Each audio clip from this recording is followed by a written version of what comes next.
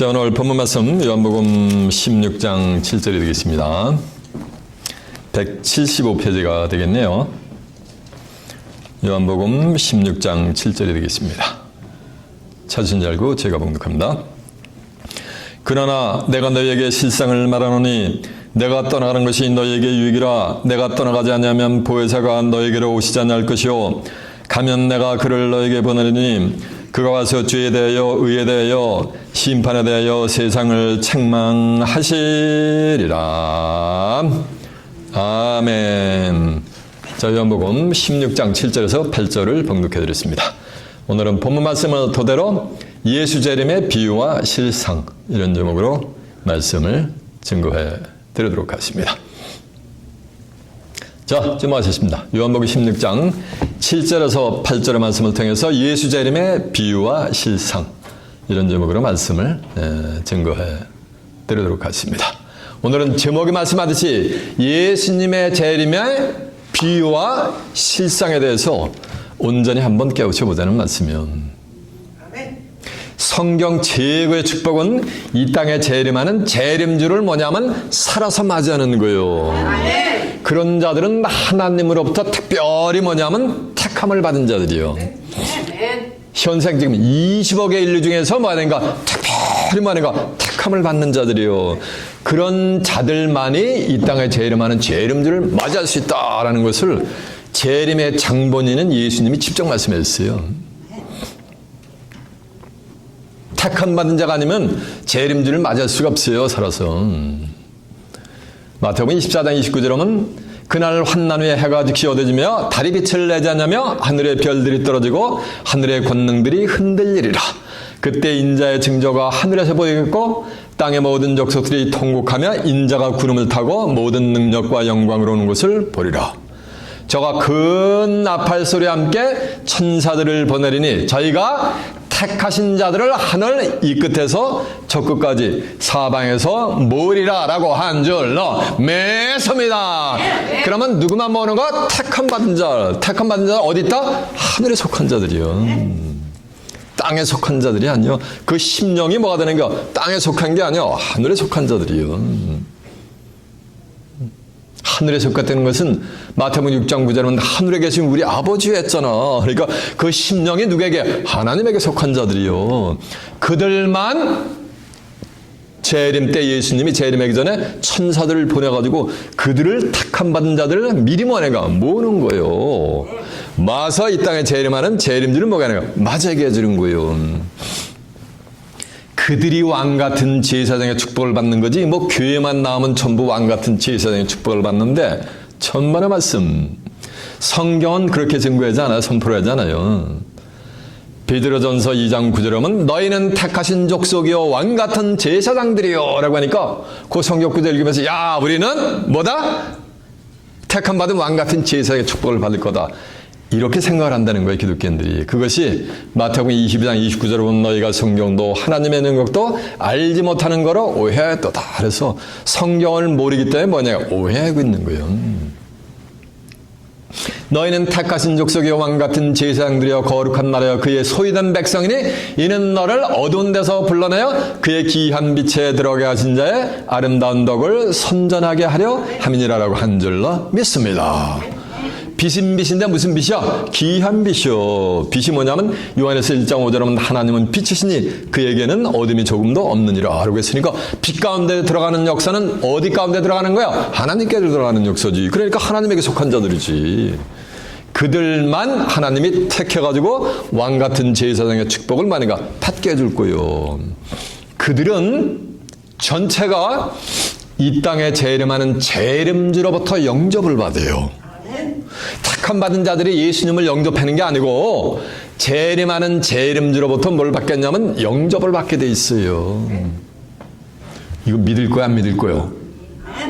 우리가 영접하는 게 아니야. 재림주를 누가 영접해 주는 거야? 재림주가 우리를 영접해 주는 거야. 택함 받은 자들을. 그런 말씀을 주님이 직접 말씀했어요. 요한복음 14장 1절에 보면 너희는 마음에 근심하지 말라. 하나님을 믿으니 또 나를 믿으라. 그렇지 않으면 내가 너희에게 일렀으리라. 내가 너희를 위하여 처소를 예비하라고 하노니 처소가 예비되면 다시 와선 그리스도의 재림이 될 줄로 믿습니다. 처소가 예비되면 다시 와서 너희를 내게로 뭐 하는 거? 영접하여 나 있는 곳에 있게 하리라라고 한 줄로 믿습니다. 누가 영접해 주는 거야? 재림주가 영접을 해 주는 거예요. 이해가 되시죠? 그래서 재림주로부터 영접받아 그들은 그리스도에 날아가서 그리스도로 더불어 뭐냐면 1000년 동안 왕노로 살게 돼 있어요. 1000년 동안 왕노로 타려면은 내 나름 120년이 되리라 라고 해서 120년 살다가 흙으로 가야 돼요. 1000년을 살아야 돼요. 1000년을 살아야지 왕 같은 노릇을 해든지 말든지 할 거니요. 계시록 20장 4절에 보면 또 내가 보호자들을 보니 보호자에 앉은 자들에서 심판하는 권세를 받았더라. 또 내가 보니 예수의 증거와 하나님의 말씀을 인해서 목배임을 받은 자의 영혼들과 예수의 증거와 하나님의 말씀을 인해서 목배임을 받은 자의 영혼들은 순교자들의 영혼이 될 줄로 믿습니다. 또 짐승과 우상에게 경배하지도 아니하고 이마 손에 표를 받지도 아니한 자들이 살아서 그리스도로 더불어 1000년 동안 뭐하니? 왕노릇하니. 그 나머지 죽은 자들은 천년 차이까지 살지 못하더라. 이는 첫째 부활을 했어요. 그리스도로 더불어 1000년 동안 왕노릇을 하려면은 1000년을 많은 거 사는 거예요. 믿거나 말거나. 그러나 여러분은 믿는 자들이 되시길 바랍니다. 성경에서 1000년 가까이 산 자가 있었어요. 그게 누구요? 그게 누구요? 맞아요. 무드셀라요. 무드셀라는 969세까지 살았어요. 그런 시대가 지금 인류 앞으로 다시 또 코앞까지 와 있단 말이에요. 그래서 하나님으로부터 택함 받은 자들은 그리스도로 더불어 그리스도에 날아가서 1000년 동안 많은 거 왕노릇을 하는 거예요. 이렇게 이 땅에 재림하는 재림주를 살아서 맞이하는 자들이 가장 성경 최고의 축복을 받는 건데 새벽 예배, 철야 예배 하면서 잠 안 자고 토굴에 가서 기도하고 24시간 한달아서 재림주를 맞이하는 것이 아니요. 예수님은 어떻게 이 땅에 재림을 할 것이다. 재림을 한다라는 것이 예수님이 친히 말씀을 해 주셨어요. 그러면 예수님이 말씀한 대로 재림을 하시는 거지. 새벽 예배, 철야 예배 한달아 가지고 재림주를 맞이할 수 있는 게 뭐라는 말씀이야? 아니라는 거예요. 왜? 성경에 이렇게 말씀했으면 성경에 기록된 대로 이루게 돼 있어요. 재림을 하시게 돼 있어요. 마태복음 5장 18절에 보면 내가 진실로 너에게 이르노니 내가 너에게 이른 말은 율법의 1점이라도 땅에 떨어지지 않고 성경에 기록된 대로 만들어가 다 이룬다는 거예요. 성경에 기록대로. 그러면 성경에 기록된 대로 예수님도 오셔야 되는 거예요. 마태복음 24장 35절에 보면 천지는 없어지겠으나 내 말은 없어지지 뭐한다? 아니하리라 라고 했어요. 이사 55장 10절에 보면 비와 눈이 하늘에서 내려서는 다시 그리로 가지 않고 토지를 적셔서 싹이 나게 하고 파자하는 자에게 종자를 주고 먹는 자에게 양식을 줌과 같이 내 입에서 나간 말은 헛되이 내게로 돌아오지 아니하며 나의 뜻을 이루며 나의 명하여 보낸 일에 형통하게 다 이룬다고 한 줄로 믿습니다. 그래서 하나님의 입에서 나간 말씀은 그대로 성경에 쓰여진 문자 그대로 이루어지는 거예요. 그러면 성경에 예수님이 어떻게 재림을 하시는가라는 것을 이 시간은 뭐 하는 거예요? 알아봐야 될 거 아니에요. 먼저 예수님은 이 땅에 재림을 하실 때 구름을 타고 재림을 하신다라고 예수님이 친히 말씀을 했어요. 마태복음 24장 30절에 보면 인자가 구름을 타고 모든 능력과 큰 영광으로 오는 것을 너희가 뭐 한다 그랬어요? 보리라 라고 했어요. 너희가 보리라 하면 뭐 하는 거? 봐야 되는 거예요. 누가복음 21장 27절에 보면 인자가 구름을 타고 모든 능력과 큰 영광으로 오는 것을 보리라. 이런 일이 되기를 시작하거든 너희는 일어나 머리를 들라. 너희의 구속이 가까웠느니라 라고 한 줄로 믿습니다. 그래서 예수님은 이 땅에 구름을 타고 재림한다니까 기독서점에 가면은 구름을 타고 쭉 예수님의 인자한 예수님이 뭐 하는 거예요? 천군 천사 대등하고 재림하는 성악 그림이 나타나게 돼 있는 거예요. 그 그림을 그리게 된 거예요. 예전에 어느 권사님이 목장 그림이 쫙 껴니까 오늘 주님이 재림하시려나 하고 계시더라고. 성경을 꼭 이렇게 끼고서. 왜? 구름을 타고자 일하신다니까. 이 하나님이 인류의 구속사역을 이룰 때 하늘의 뜻을 누굴 통해서 성취했냐면 구름을 통해서 성취를 하신다라는 것이 구약 성경에 예언이 되어 있어요. 욥기서 37장 12절에 보면 구름이 인도하는 대로 두루 행하시나니 이는 온 땅에 명하신 것을 뭐 하는가? 이루려 하심이니라, 행하려 하심이니라라고 한 줄로 믿습니다. 구름이 인도하는 대로 하나님이 뭐 하는가? 두루 행하시는 거예요. 이는 그의 명하신 것을 온 땅에, 그러니까 이 지구상에 뭐 하는가? 행하신다는 거예요. 하늘의 뜻을. 누가 인도하는 대로 따라가시면서 구름이 인도하는 대로 뭐 하는가? 따라가시는 거예요.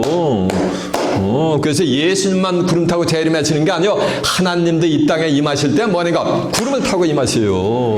이사 19장 10절은 여호와께서 구름을 타고 애굽에 임하시리니, 애굽은 이 세상을 상징했어요. 이사 31장 3절에 보면 애굽은 사람의 신이 아니며 그 말들은 육체의 영이 아니라, 그래서 이 세상에 여호와께서 구름을 타고 임하는데 하나님은 무슨 구름을 타요? 예수님보다 조금 빠른 구름을 타고 임했어요. 빠른 구름을 타고 애굽에 임하시리니 애굽의 우상들이 떨겠고, 이 말씀은 세상에 있는 모든 우상들이 전부 마음이 문드러지는 거예요. 녹아 문드러지는 거예요. 떠는 거예요. 그러면서 애굽의 우상들이 뭐는가? 전부 심판을 받게 되는 거예요. 애굽인의 마음이 녹으리라 하고 했어요.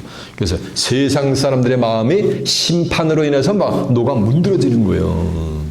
누가? 여호와께서 빠른 구름을 타고 말이가 이 지상에 임할 때. 근데 예수님도 구름을 타고 임한다랬어요. 구름 셀 수 있는 분 손 한번 들어보세요. 그 성경에도 그런 말씀이 있어요. 욥기서 38장 37절에 보면 누가 지혜로 구름을 계수하겠느냐. 구름을 계수하다 보면 구름은 움직였다 또 없어져. 계수할 수가 없어요. 근데 지혜자는 구름을 뭐 할 수 있다는 거야? 계시할 수 있다는 거예요. 셀 수가 있다는 거예요. 구름에 따르면 육신적인 하늘에 있는 클라우드를 얘기하는 자로 구름은. 이게 비유의 말씀이야. 유다서 1장 12절에 보면 이 사람들은 너희와 함께 기탄 없이 먹으니 너희의 애찬에 암차여. 무슨 암차요? 애찬에 암쳐요? 절지 마세요. 이 사람들은 기탄 없이 너희와 함께 먹으니 너희의 애찬에 암쳐요. 자기 몸만 기르는 목자여, 물 없는 구름이요.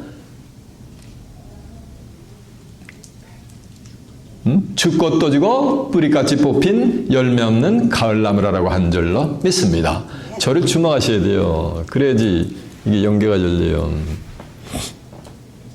이 사람들은 기탄 없이 너희와 함께 먹는단 말이에요. 그러면서 너희의 애찬에 암쳐요. 그러면서 자기 몸만 기르는 목자요. 바람에 물려가는 물 없는 구름이요. 구름이 있는데 바람이 조금 분다고 슉 그냥 디서피어가 돼요. 사라져버리거든 물 한 방울 안 내려. 그래서 열매 없는 가을나무라라고 한 절로 믿습니다. 그래서 구름은 뭐를 상징하는 거야? 목자를 상징하는데 물 없는 구름이니까 물은 하나님의 말씀을 상징해요. 아모스 8장 11절에 보면 물이 없어가라면요 양식이 없어 주님이 아니라 대저 여호와의 말씀을 듣지 못한 기갈이었어요. 그래서 물은 뭘 상징한다? 하나님의 말씀을 상징해요. 신명기 32장 2절에 보면 나의 겨우는 내린 비어 내 말은 맺힌 이니시리요 채소밭에 담비를 써요. 요한복음 4장 14절에 보면 내가 주는 물을 먹을 때는 내가 다시 가라가니와 내가 네게 주는 물을 먹을 때는 내 속에서 영원토록 솟아나는 뭐가 된다? 샘물이 된다 그랬어요. 수가상 여인이 평생 먹었던 내가 주는 물을 먹을 때는 다시 가란단 말이에요. 조갈증을 해설 수가 없어요. 그러나 예수님이 주시는 물을 먹을 때는 내 속에서 영원토록 솟아나는 뭐가 된다? 샘물이 되는 거야, 샘물이. 그래서 물은 하나님의 말씀을 상징하는데 물 없는 구름이니까 구름은 목자를 상징하니까 물 없는 목자니까 이건 참 목자예요? 거짓 목자예요? 이건 거짓 목자지. 그러면 물이 있는 목자는 참 목자예요? 거짓 목자예요? 참 목자가 되는 거지. 물은 뭘 상징한다 그랬어요? 하나님의 말했어요. 말씀을 상징한다 그랬잖아요. 그래서 마태복음 26장 64절에 보면 인자가 무슨 구름이야? 하늘 구름을 타고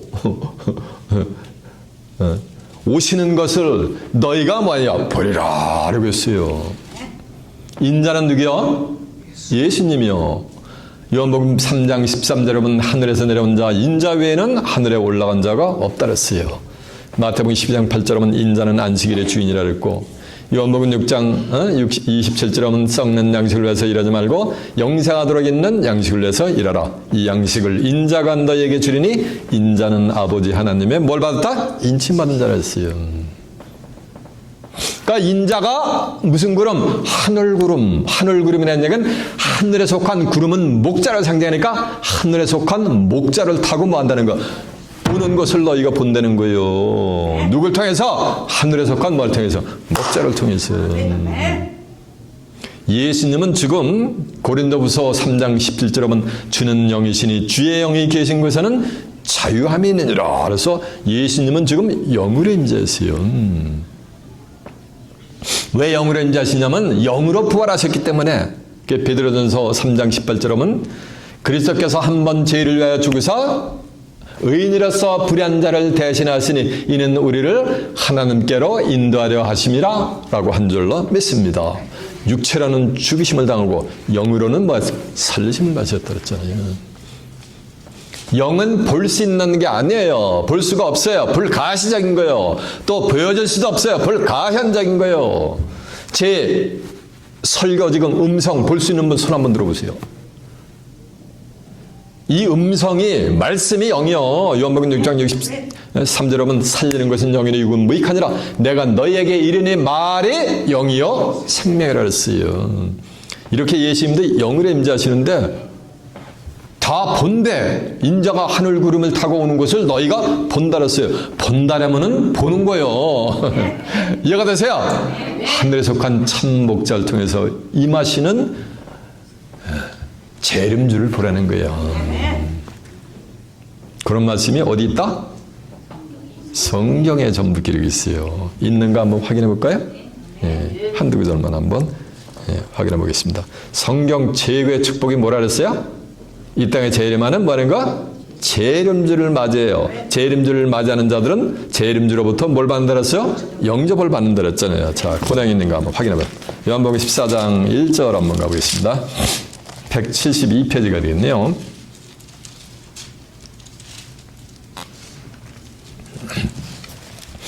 너희는 마음에 근심하지 말라. 하나님을 믿으니 또 나를 믿으라. 내 아버지 집에 거할 것이 많도다. 그렇지 않으면 너희에게 일러스리라. 내가 너희를 위하여 처소를 예비하러 가노니 가서 너희를 위하여 처소를 예비하면 내가 다시 와서는 그리스도의 재림이 될 줄로 믿습니다. 다시 와서 너희를 누구로? 내게로 영접하여 나 있는 곳에 있게 한다 그랬잖아요. 자, 이제 마태복음 24장 29절 한번 가보세요. 마태복음 24장 29절입니다. 그날 환난 후에 해가 즉시 어두워지며 달이 빛을 나타내며 하늘의 별들이 떨어지며 하늘의 권능들이 흔들리리라. 그때 인자의 징조가 하늘에서 보이겠고 그때 땅의 모든 족속들이 통곡하며 그들이 인자가 구름을 타고 능력과 큰 영광으로 오는 것을 보리라. 저가 큰 나팔소리와 함께 천사들을 보내리니 저희가 누구를? 택하신 자들을 하늘 이 끝에서 저 끝까지 사방에서 뭐 한다는 거? 사방에서 모은다는 거. 택한 받은 자들을. 그들은 왕같은 뭐가 된다 해서 택한 받은 자들이 제사장의 축복을 받게 됐어요. 자, 베드로전서 이제 2장 9절 한번 가보세요. 378페이지가 되겠네요. 오직 너희는 택하신 족속이요 왕같은 제사장들이요 거룩한 나라여 그의 소유된 백성이니 이는 너희를 어두운 데서 불러내어 그의 귀한 빛에 들어가게 하신 자의 아름다운 덕을 선전하게 하려 함이니라라고 한 줄로 믿습니다. 그래서 택함 받은 자들은 왕같은 뭐가 되는가? 제사의 축복을 받아요. 자, 계시록 20장 4절이요. 계시록 20장 4절 420페이지요.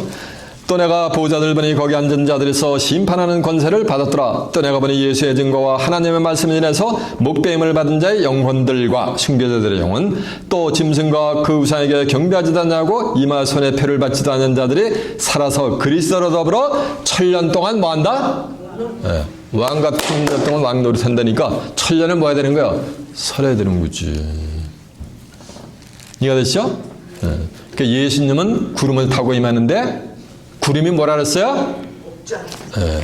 목자라 그랬어요.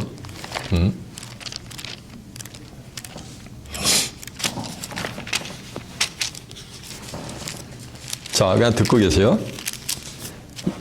욥기서 37장 12절 구름이 인도하는 대로 두루 행하시나니 이는 무릇 그의 명하신 것을 온 세계상에 이루리랍니다. 그러니까 구름이 인도하는 대로 말이고 예수님이 구름을 따라 하나님이 두름을 따라 다니시면서 하나님이 명한 모든 하나님의 입에서 나간 말씀을 전부 뭐가 되는가? 구름을 통해서 이루신다는 거예요. 자, 이제 유다서 1장 12절에 증거한 내용들을 확인시켜 드리는 거예요. 한두 구절. 1장 12절 397페이지가 되겠네요.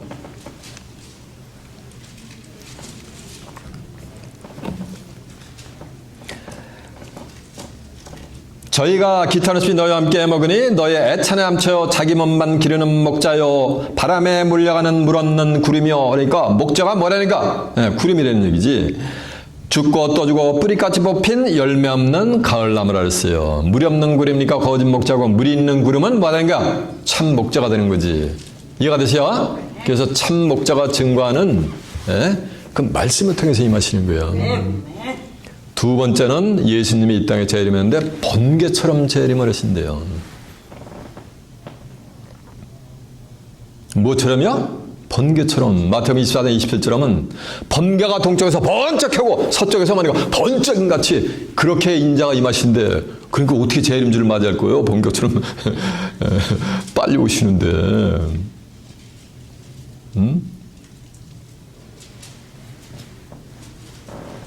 그리고 번개가 하늘 이편에서 번쩍하고 하늘 저편에서 번쩍인같이 비추는 것 같이 예수님이 그렇게 임한대. 그렇게 빨리 임하시는 재림주를 어떻게 맞이하냐는 거예요. 맞이할 수 있어요? 없어요? 에? 없지. 근데 성경은 맞이할 수 있는 자들이 뭐하는가? 출현한다는 거예요. 잘 들어보세요. 번개가 하늘 이편에서 번뜩하여 하늘 아래 저편까지 비친 같이 인자의 임함도 이런데 지금 누가 보고 싶으면 17장 24절인데 번개가 하늘 저편에서 결국 번쩍했어요. 그러면서 하늘 이편에서 번쩍 비치는 것 같이 그렇게 임한데 마태복음 24장 27절에도 보면 동편에서 번개가 확 일어나는데 서편에서 확 일어나는 것 같이 번쩍인 같이 이렇게 빨리 재림하신다는 거예요. 한국 사람들이에요. 어떤 얘기를 이렇게 듣다가 번개처럼 뭐가 지나갔대. 그러니까 번개가 그 사람 머리를 탁 스치고 지나간 거예요. 번개처럼 뭐가 왔다는 거야? 맞아요. 깨우침이 왔다는 거지. 맞아요. 이동래시 지혜래. 이 세상에서 가장 빠른 게 뭔지 아세요? 빛이요, 빛. 빛은 지구를 7바퀴, 1초 동안에 7바퀴 반을 도래요. 똑딱하는 1초 동안에 7바퀴 반을 도는데 빛보다 더 빠른 게 있어요. 그게 뭔지 아세요? 그게 인간의 마음인 거예요.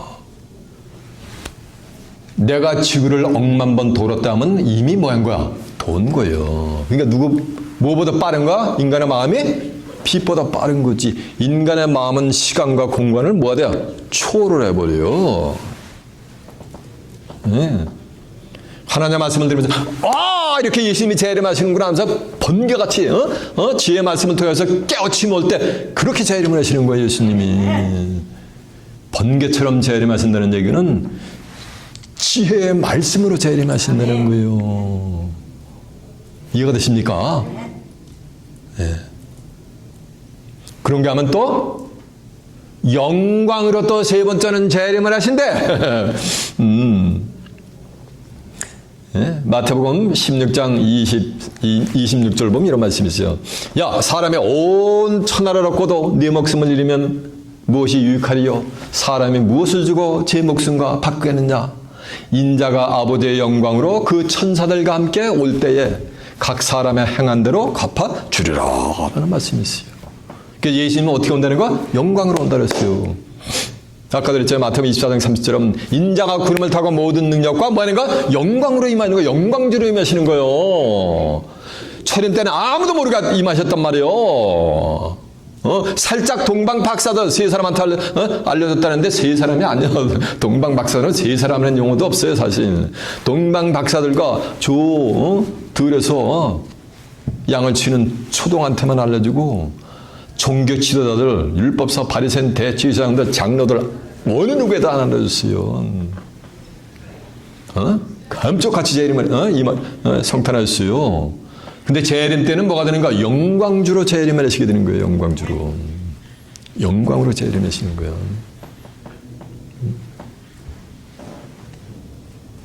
마태복음 25장 31절에 보면 예수님이 인자가 이 땅에 재림하실 때 자기 영광으로 재림하는 거예요.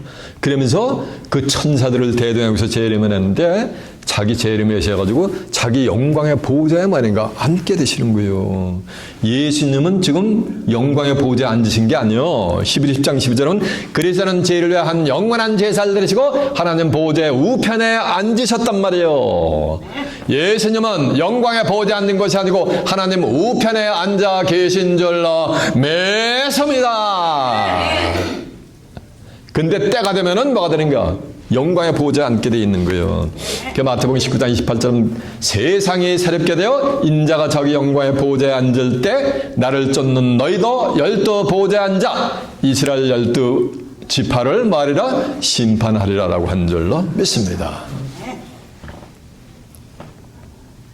계시록 3장 21절에 보면 이기는 그에게는 내 보좌에 함께 앉게 해주기를 내가 이기고 아버지 보좌에 앉은 것과 같이 하리라. 예수님은 이기고 아버지 보좌 하나님의 보좌에 앉게 될 뭐가 있는가? 때가 있는 거예요. 천하범사에 기한 있고 목적을 이룰 때가 있다 그랬잖아. 전도 3장 1절. 세자가 있는데 아직 왕의 임금이 붕어하시지 않았어. 살아계신데 자기가 용사에 가서 딱 앉아있어. 그러면 어떻게 되는 거야? 이렇게 돼, 이렇게. 그 제명에 못 주고요. 역적으로 몰려가지고. 아버님이 뭐하는가? 왕이, 임금님이 붕어하시면, 돌아가시면, 이제 뭐가 되는 거야? 그 용상에 앉을 때가 있는 거예요. 천하 범사에 기한 있고 목적을 이룰 때가 있는 거지. 그래서 예수님은 이제 정한 때가 세상이 새롭게 되면 하나님의 보좌에 앉을 뭐가 된가? 때가 있는 거예요. 그때 뭐하는가? 영광을 받게 돼 있지. 영광의 보좌에 앉는 그 자체가 그게 영광주로 임하시는 거예요. 예가 되시니까 영광이잖아. 광광, 빛광자요. 예수님은 빛으로 임하시는 거예요. 빛에는 뭐 육신적인 햇빛인 줄 알아. 태초에 말씀이 계시니라 이 말씀이 하나님과 함께 계시니 이 말씀은 곧 하나님이시니라. 그가 태초에 하나님과 함께 계셨고 만물이 다 그로 말미암아 지은 바 됐을 때 지은 것이 그가 없이는 된 것이 없느니라. 그 안에가 뭐야? 말씀 안에 생명이 있었으니 이 생명은 곧 사람들의 뭐다? 빛이라는 거예요. 우리 주님은 말씀 안에 있는 생명의 빛으로 이 땅에 재림을 하시게 될 줄로 믿습니다.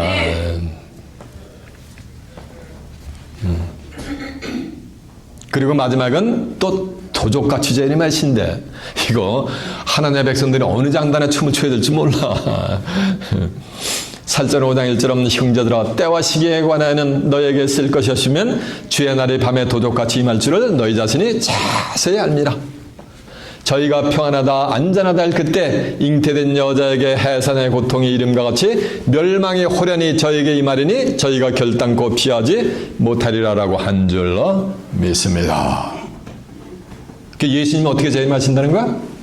형제들아 때와 시기에 관하는 너에게 쓸 것이 없으면 주의 날이 밤에 도적같이 이를 줄을 너희 자신이 뭐하는가? 자세히 한다는 거예요. 전 세계 기독교인이 예수님이 도적같이 재림하는 걸 알고 있단 말이에요. 그런 자들의 운명은 멸망이 뭐 한다는가? 호련히 말이니 저희가 결단코 피한다 못 피한다? 못 피한다는 거예요. 그러면 전 세계 기독교인이 멸망을 피할 길이 있다 없다? 이거 어떻게 할 거예요? 이런 게 이제 전파될 때가 와요. 전파가 미디어를 통해서. 이해가 되세요? 예수님 뭐 인류에게 죄를 지셨나? 도적같이 임하시게. 예수님이 인류의 구세주이신데 계시록 16장 15절에 보면 내가 너에게 도적같이 말이니 누구든지 자기 옷을 지켜 벌거벗고 다니지 아니하며 자기의 부끄러움을 보이지 않는 자가 복이 있도다 그랬어요. 그래서 예수님은 도적같이 만드는 거예요. 벌거벗은 자들에게. 벌거벗을 때는 육신적인 네이키드 된 게 아니야. 성경을 수십 년 죽을 때까지 믿어도 성경을 예언적인 성경 한 구절도 모르는 게 그게 벌거벗고 있는 거예요. 계시록 3장 3절은 그러므로 내가 어떻게 받았으며 어떻게 들었는지 생각하고 지켜 회개하라. 회개라는 게요. 내가 읽게 하냐면 너에게 말이가 도적같이 임하리니 어느 시에 너희가 임하는지 너희가 알지 못한다는 거예요. 그러니까 읽게 하냐면 도적같이 임한다는 얘기는 읽게 자에게는 예수님 도적같이 임한다 못한다 않는 거예요.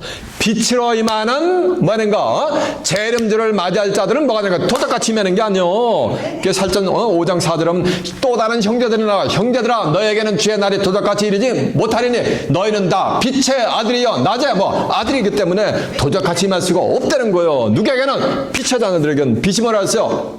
요한에서 1장 5절에 하나님의 빛이라 그랬잖아요. 택함 받은 하나님에 속한 하나님의 참 자녀들에게는 예수님은 결단코 도적같이 마시지 않고 재림하는 재림주가 그들을 뭐 하는 거야? 아이고 진리의 말씀 지키느냐고 얼마나 고생이 많았냐 핍박도 많이 받았지 이리 오너라. 혹시 예수님이 영접해 주는 거. 왜? 예수님도 하나님께 받은 모든 말씀을 가지고 말씀이 육신이 돼가지고 오셔가지고 그 말씀을 전하니까 예수님은 뭐라는지 아세요? 귀신 들렸다라고 바알잽을 들린 줄 알았어요. 귀신의 왕초라고 몰아붙였단 말이에요. 하나님의 백성들이. 이 세대도 마찬가지요. 그렇게 핍박이 오니까 그걸 견디고 나니까 예수님이 뭐냐가 영접을 해주는 거예요. 이거 되십니까? 네. 그래서 예수님은 어떻게 재림하신다?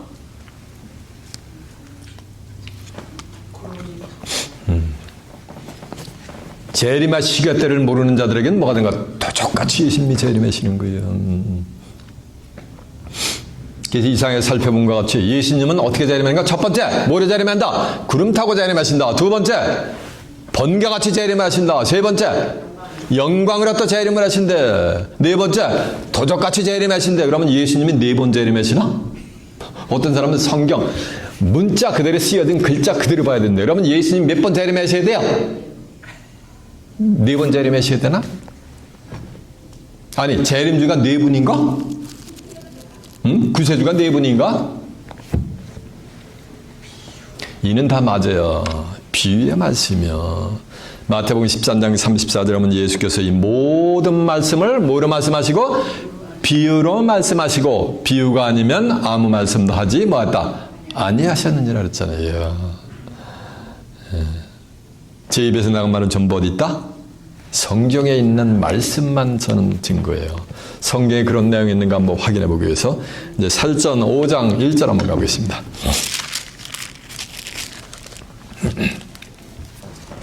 살전 5장 1절이요. 형제들아 때와 시기에 관하여는 너희에게 쓸 것이 없으면 주의 날이 밤에 도적같이 이를 줄을 너희 자신이 자세히 알미라. 저희가 평안하다 안전하다 할 그때 잉태된 여자에게 해산의 고통이 이름과 같이 멸망이 호련히 저에게 임하리니 결단코 저희가 피하지 못하리라. 그러니까 도적같이 오는 주님을 기다리는 자들은 멸망을 호련히 피할 수가 있다 없다? 없다라는 거예요. 그 운명이 다 멸망받게 돼 있다는 거예요.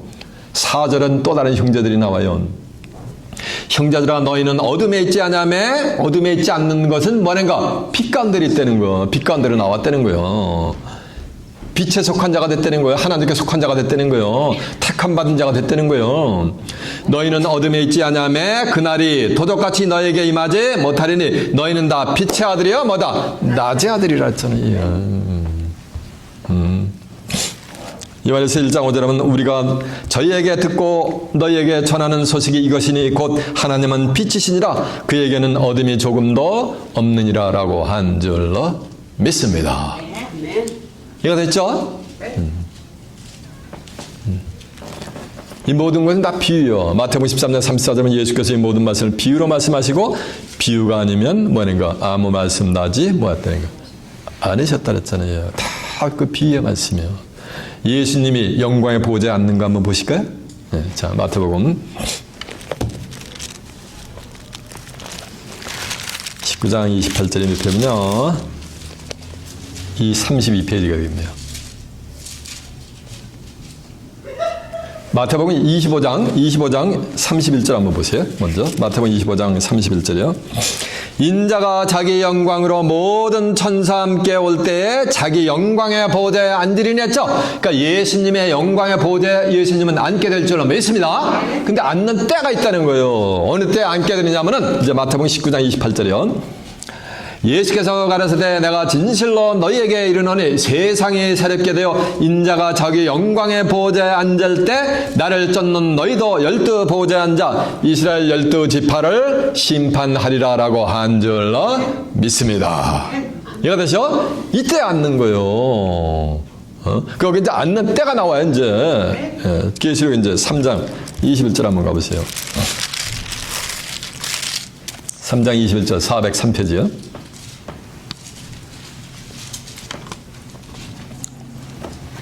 이기는 그에게는 내가 예수님이 내 보좌에 함께 앉게 하여 주기를 누군지는 모르지만 이기는 자가 누구 보좌에 앉는 거? 예수님 보좌에 앉는 거요. 이기는 자니까 이건 예수 믿고 죽은 영혼이야? 사람이야? 사람이지. 예. 영혼이 육신의 장막을 벗어나면 그건 사람이 아니요. 놈자자가 아니요. 그건 영혼이 되지 귀신이 되지. 몸뚱아리는 뭐가 되는가? 시체가 되는 거지. 송장이 되는 거지.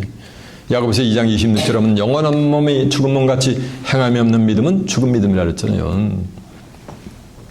그게 누군지 모르지만 이기는 자는 내 보좌에 함께 앉게 하여 주기를. 그러니까 예수님이 이기는 자에게 예수님의 보좌에 앉게 해주는 거예요. 그리고 또 뭐라 그랬어요? 앉게 하여 주기를 내가 이기고 아버지 보좌에 앉은 것과 같이 하리라. 예수님의 아버지니까 이건 누구요? 하나님 보좌. 앉은 것과 같이 하리라. 그랬으니까 이때는 예수님이 아버지 보좌에 이미 앉으신 거지. 근데 앉으셨는데 거기에 또 누가 앉는 거야? 이기는 자. 오늘날 신학적 용어로 성부, 성자, 성령의 하나님의 삼위일체를 해요. 근데 하나님도 영이시오. 예수님도 영이시오. 영일에 임재하신단 말이에요, 지금. 성령님도 지금 영일에 임재하신단 말이에요. 근데 여기는 이기는 뭐야? 자야, 저 사람이야.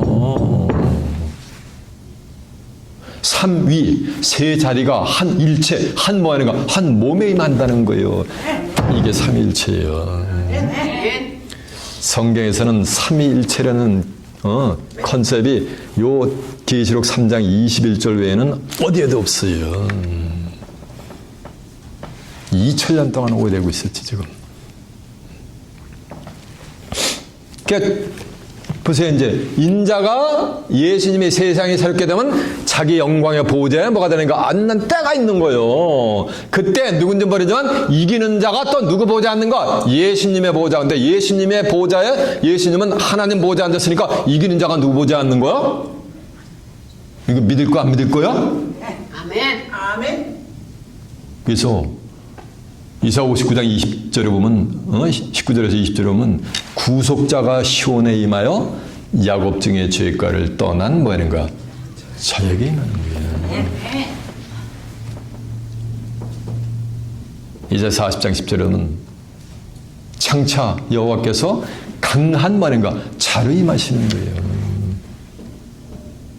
친히 그 팔로 다스리시니 상급과 보응이 그에게 있느니라라고 한 줄로 믿습니다. 아멘. 이해가 되십니까? 이렇게 믿으시는 거예요. 그래서 이제 이렇게 네 가지 예수님이 재림하는 것을 재림의 비유로 얘기했는데 때가 되면은 비유가 아니고 실상을 일러줄 때가 와요.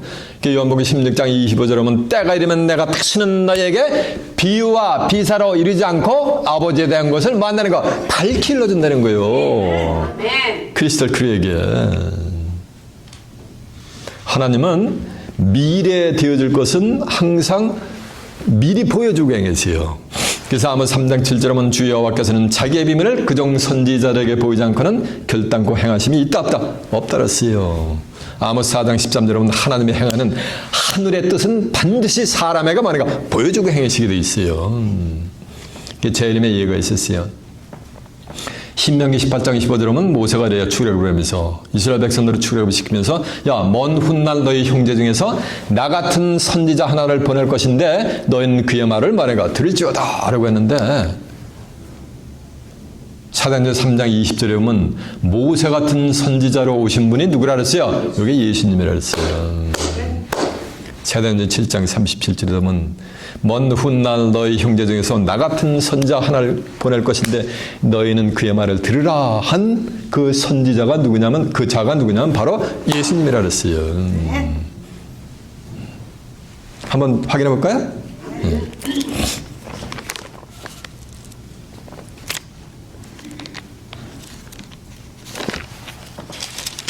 자, 듣고 계세요?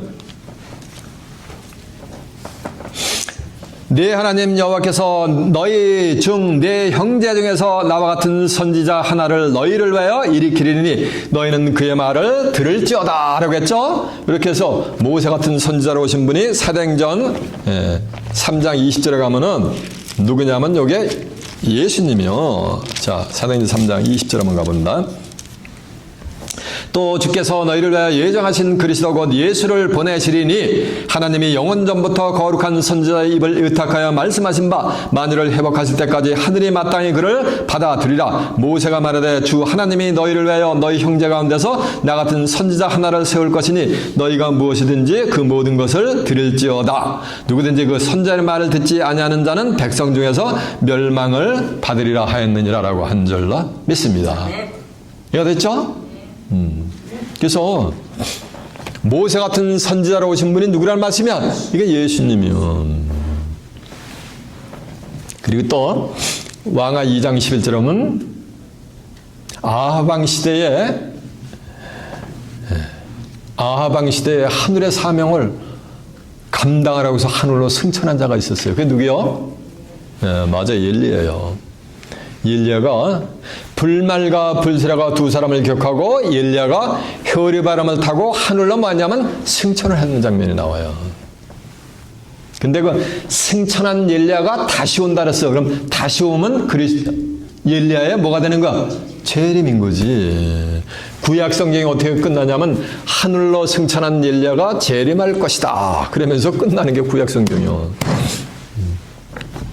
말라기 4장 5절에 보면 여호와의 크고 두려운 날이 이르기 전에 내가 선지 엘리야를 너에게 보내리니 그가 아비의 마음을 자녀들에게로 자녀들의 마음을 아비에게로 돌이키는 거요. 돌이키지 않으면 내가 저주로 와서 이 땅을 칠까 두려워하노라라고 한 줄로 믿습니다. 그래서 여호와의 크고 두려운 날이 이르기 전에 하늘로 승천한 엘리야가 뭐하니까 다시 온다는 거예요. 다시 오면 엘리야의 재림이 될 줄로 믿습니다.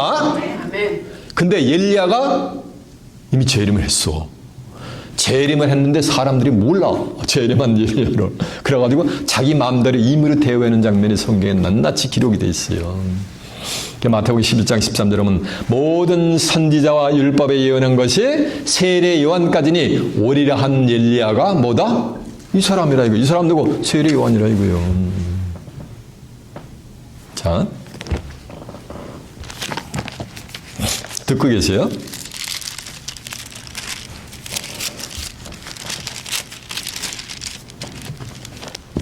마태복음 17장 10절에 있는 내용인데 엘리야가 이미 재림을 했는데 하나님의 백성들이 재림한 엘리야를 알아보지 못하고 임의로 대하는 장면이 기록이 됐어요. 자, 들어보세요. 제자들이 묻자 그러면 어찌하여 서기관들이 엘리야가 먼저 와야 하리까 하나이까? 예수께서 대답하여 가시되 엘리야가 과연 먼저 와서 모든 일을 회복하리라 내가 너희에게 말하노니 엘리야가 이미 왔을 때 예수님이 이 말씀 하실 때 2000년 전에 이미 엘리야가 뭐한 거야? 왔을 때 사람들이 알지 못하고 임으로 대우하였도다. 인자도 이와 같이 그들에게 고난을 받으리라 하시니 그제서야 제자들이 예수에 하신 것이 세례 요한인 줄을 말인지라 깨달으니라 그랬단 말이야. 그러니까 하늘로 승천한 엘리야가 누구로 재림했다는 거야? 세례 요한으로 재림했다는 거예요. 근데 사람들이 알아봤다 몰라봤다 못 알아보는 거예요. 알지 못하는 거로 임으로 말인가 임으로 대우했다는 거예요.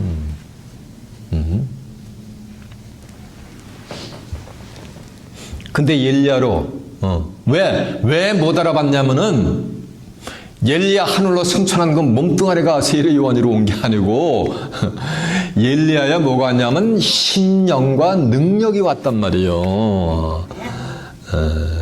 누가복음 1장 17절 하면 엘리야야 신령과 능력으로 와가지고 아비마말 차시객으로 거스리는 자를 의인의 슬기로 돌아오게 하고 주를 위하여 세운 백성을 뭐 한다 그랬어? 예비한다 그랬어요. 그런 사명을 받은 거예요. 세례 요한은. 자, 누가복음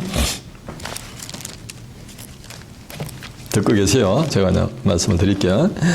또 이게 이제 누가복음 1장 5절부터는 세례 요한의 출세에 관한 말씀을 쭉 하시고 17절에 가면은 저가 또 엘리야의 심령과 능력으로 주 앞에 앞서가서 아비의 마음을 자식에게 거스르는 자를 의인의 슬기에 돌아오게 하고 주를 위하여 세운 백성을 뭐하리라? 예비하리라라고 한 줄로 믿습니다. 그러니까 하늘로 승천한 엘리야 몸뚱아리가 온 것이 아니고 엘리야의 뭐가 왔다는 거야? 심령이 왔다는 거야. 심령이. 스피릿이 왔다는 거야. 누구로? 한테로? 세례 요한의 몸속으로. 잘 점하세요 이제. 근데 중요한 것은 절충하세요. 주먹이란만 절보라는 얘기요. 예수님도 내가 모세 같은 선자로 왔다고 예수님 말씀하신 적이 있어요? 없어요? 없잖아요. 세례 요한도 내가 하늘로 승천한 엘리야로 내가 재림을 했다는 얘기 세례 요한이 한 적이 있어요? 없어요? 없지. 그러면 예수님도 이 땅에 재림한 내가 재림주자라고 얘기를 한다는 거야? 안 한다는 거야? 할 수가 없지. 제가 한 20년 전에 들은 얘기인데 저 사우스 코리아에 가면 대한민국 가면은 육체를 가진 사람이 내가 이 땅에 재림한 뭐다? 재림주라라고 하는 미치광이 같은 자들이 25명이나 있다더라고요. 그래서 예수님이 수많은 거짓 그리스도들과 거짓 선자들이 세상 끝날이 되면 출현해가지고 할 수만 있으면 5만 가지 이적과 표적을 행하면서 택하신 자들까지도 뭐 한다 그랬어요? 유혹을 한다 그랬잖아. 미혹을 한다 그랬잖아요. 이해가 되시오? 예수님은 그렇게 재림하시는 게 아니에요. 그럼 때가 되면은 다시는 너에게 비유와 비사를 않고 아버지가 된 것을 뭐 한다 그랬어요? 밝히 일러준다는 건 밝히 일러준다는 건 실상을 일러준다는 거예요.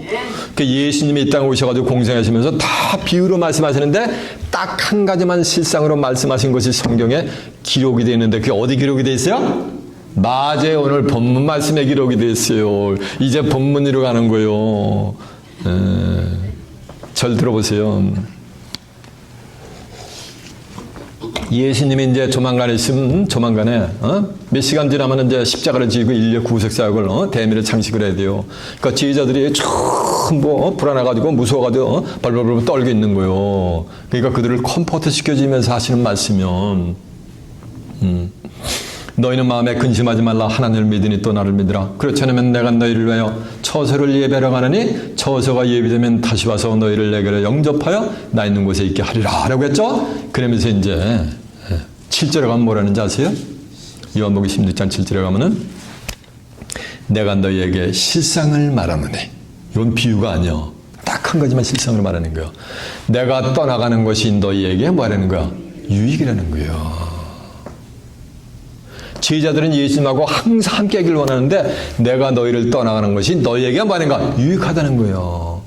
내가 너희를 떠나가는 것이 너희에게 유익이라. 내가 떠나가지 않으면 보혜사가 너희에게로 오시지 않을 것이요 내가 가면 내가 오는 것이 아니고 누굴 보내는가? 그를 보내는 거야. 그를 보혜사를. 그가 와서 죄에 대해서 의에 대해서 심판에 대해서 세상을 책망하시리라. 죄에 대하면 저희가 나를 믿지 않으며 다 믿는다는데 예수 믿는다는데 안 믿어. 뭘 믿어? 교회 나온다고 예수 믿는 게 아니야. 예수를 믿는다는 건 성경을 믿는 거예요. 말씀이 육신화가 됐고 성경 전체는 누굴 증거한다? 예수를 증거한다 그랬어요. 의뢰되려면 내가 아버지께로 가니 다시는 너희가 나를 보지 못하는 거야. 내가 아버지께로 가니까 너희가 다시는 나를 육체에 의해서는 볼 수 있다 없다 없는 게 그게 뭐야? 그게 의여. 심판에 대하여 이 세상 임금이 심판을 받았음이니라. 내가 너에게 이를 것이 많으나 그러나 지금은 너희가 감당하지 못하리라. 그러나 진리의 성령이 오시면 그가 너희를 모든 진리 가운데로 인도하시리니 그가 자유로 말하지 않고 오직 듣는 것을 말하시며 장래일을 너에게 알리시리라라고 한 줄로 믿습니다. 장래 일 예수님의 재림에 관한 실상을 알려준다는 거예요. 누가 오면 진리의 성령이 오시면 잘 들어보세요. 내가 떠나가면 내가 오는 것이 아니고 누가 온다는 거? 보혜사가 오신다 그랬단 말이에요. 보혜사 했더니 보혜사 성령 이거밖에 몰라요. 보혜사가 뭔지도 모르고 예수님 자체가 보혜사이셨어요. 요한일서 2장 1절 하면 만일 누가 죄를 범하면 우리 앞에 아버지 앞에 대언자가 있으니 의로우신 예수 그리스도시니라. 그래서 대언자 써놓고 3자 써놓고 혹 보혜사랐단 말이에요. 의로우신 예수님이 뭐 하는 거야? 대언자, 뭐 했다는 거야? 보혜사였다는 거예요. 대언자라는 건 대신 뭐 하는 거야? 말하는 자요. 하나님은 요한복음 4장 24절에 하나님은 영이란 말이에요. 영인 자식 때문에 말을 할 수가 없어. 그래서 육체를 가진 뭐가 되는가? 예수님을 통해 가지고 하나님의 말씀이 대언된 거예요.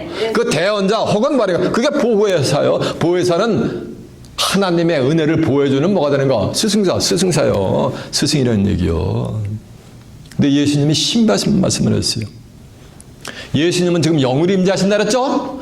구속사가 이르시면 영을 임재하시게 된단 말이에요. 그래서 예수님이 요한복음 14장 16절에 하면 내가 아버지께 구하겠으니 그가 또 다른 보혜사를 너희에게 주사 영원토록 너희와 함께 있으리라. 저는 진리의 영이라 그랬어요. 그러니까 보혜사 대신 예수님이 아버지께 하나님께 구해가지고서 또 다른 보혜사를 너희에게 보낸단 말이에요. 보내게 달라고 예수님이 구하신다는 거 하나님한테. 그는 너희와 함께 영원히 있고 저는 진리의 영이라 그랬어요. 그러면 내가 가면 누가 온다 그랬어요? 보혜사가 온다 그랬어요. 내가 가지 않으면 보혜사가 오니까 내가 가면 그를 보낸다는 얘기는 보혜사를 보낸다는 거예요. 보혜사는 보혜사인데 무슨 보혜사?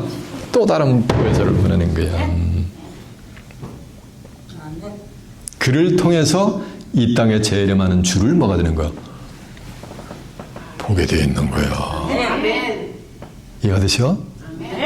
그래서 마태복음 누가복음 21장 27절은 인자가 구름을 타고 모든 능력과 큰 영광스러운 것을 보리라. 그 구름이 뭐야? 그 구름이요.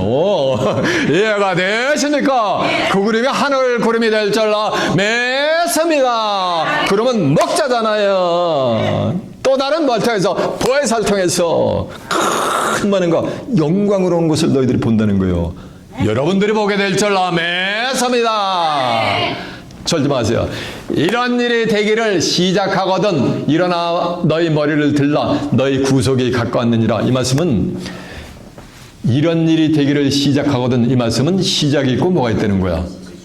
그것이 있다는 얘기지. 그럼 지금 예수님의 재림의 실상이 지금 증거된다는 말씀은 이미 그것이 재림이 뭐가 되는가? 이미 뭐가 되는가? 시작이 되고 있는 거예요.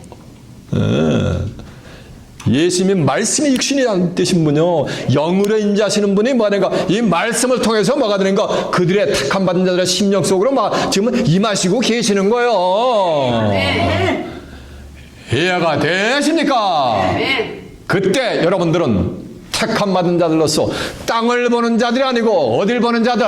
하늘에 속해서 믿음의 죄어 온전케 하는 이인 예수 그리스도만을 여러분의 삶의 중심에 드는 가운데 이 땅에 재림하는 재림주를 살아서 맞아요. 재림주로부터 뭘 받고? 영접을 받고 그리스도와 함께 1000년 동안 왕노릇하고 다가오는 새하늘과 새 땅을 살아서 유업받아 그곳에서 하나님과 예수 그리스도와 함께 영생 복락을 누리는 귀한 축복이 임하시길 예수님의 이름으로 축원합니다. 자, 말씀을 마치겠습니다.